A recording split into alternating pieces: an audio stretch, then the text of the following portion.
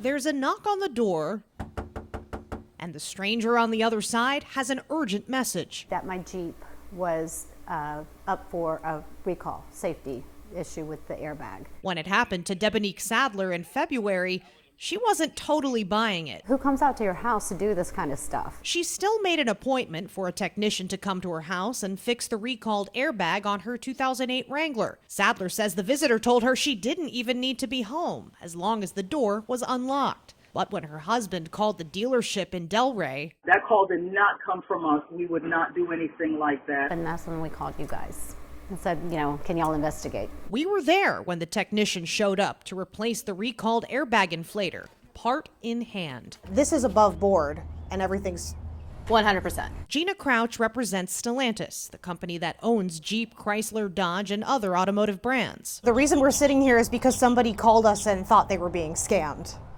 Reasonable. Crouch works for a marketing company hired by Stellantis to reach people whose vehicles were affected by a 2015 recall of Takata airbags and still haven't been fixed, despite getting notices like these in the mail. Most people aren't, unfortunately, reading the mailers, and in those situations, it takes that face-to-face contact to say, hey, this is what it is, this is what you need to get done.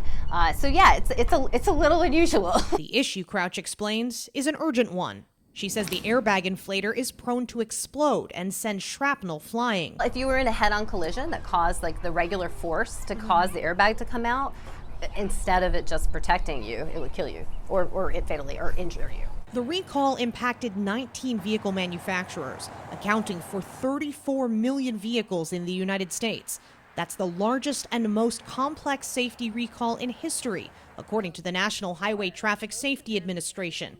The agency calls the airbags ticking time bombs in its official reports. There's been 36 deaths worldwide, over 400 injuries. So we're trying to help them get those vehicles repaired so it doesn't happen to these customers. While Crouch admits the home visits are often met with skepticism, they have led to more than 70,000 repaired Stellantis vehicles. It's a little challenging, but it's really rewarding. Including the Sadler's Jeep. Because we do really get to impact someone's life, and we can save a customer, save a family, and that's why we do it. Although they chose to bring it to the dealership out of an abundance of caution. You really have to go with your gut, and sometimes you could be right, you could be wrong, and I still say be safe than sorry.